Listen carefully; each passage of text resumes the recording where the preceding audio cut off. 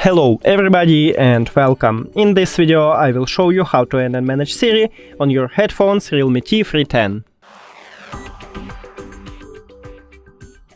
You have to start by open the application and now click on your headphones.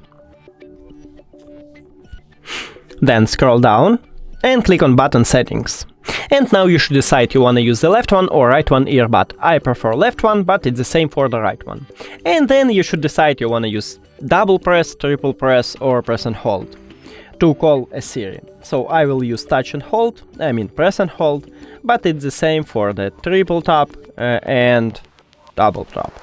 So click on it and now click on the voice assistant. Now, if I press and hold on my left earbud, I will call Google Assistant.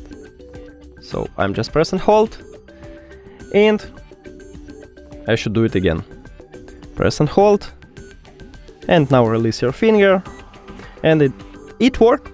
That's it. Thank you for watching this video. If you found it helpful, please consider subscribing to the channel and leave the like on the video. It's really important to us. See you later.